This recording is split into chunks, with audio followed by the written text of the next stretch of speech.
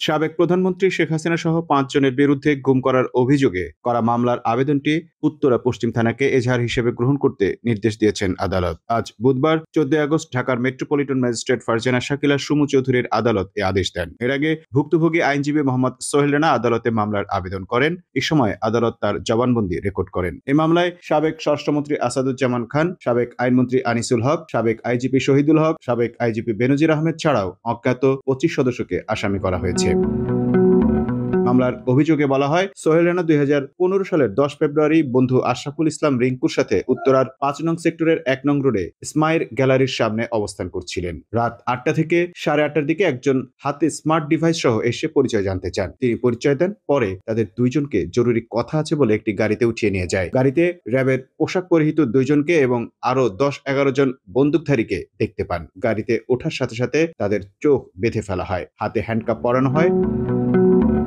সোহেল রানাকে গাড়িতে বৈদ্যুতিক শক দিতে থাকে। আর্তচিৎকার যেন বাইরে না যায় এজন্য উচ্চ ভলিউমে ডিজে টাইপের গান চালিয়ে দেয়। কিছুক্ষণ পর রিঙ্কুকে অজ্ঞাত নামে গাড়ি থেকে নামিয়ে দেয়। ঘণ্টাখানেক পর সোহেল রানা বুঝতে পারেন তাকে কোনো এক বিল্ডিং এর আন্ডারগ্রাউন্ডে নিয়ে গেছে। এ সময় তারা খালেদা জিয়াকে নিয়ে গালিগালাজ করতে থাকেন। সেখানে গিয়েও তাকে শক দিতে থাকে। ২ ঘন্টা পর ৩ থেকে ৪ জন এসে তাকে ঝুলিয়ে মারতে থাকে।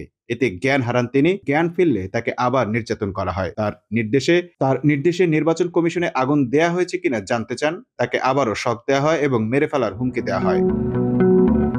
এভাবে তার উপর নির্যাতন করা হয়। তাকে নামাজ পড়তেও বাধা দেওয়া হতো। পিঠমোড়া দিয়ে হাত করা অবস্থায় তাকে বেঁধে রাখা হতো। ৬ জুন ৭ থেকে ৮ ঘন্টার দূরত্বে তাকে সহ কয়েকজনকে অজ্ঞাত স্থানে নিয়ে যায়। ১৩ আগস্ট ভোর ৩ থেকে ৪টার দিকে তাকে ছেড়ে দেওয়া হয়। তাকে রাজনীতি ছেড়ে দেওয়ার হুমকি দেওয়া হয়। তখনও তার হাত ও চোখ বাঁধা ছিল।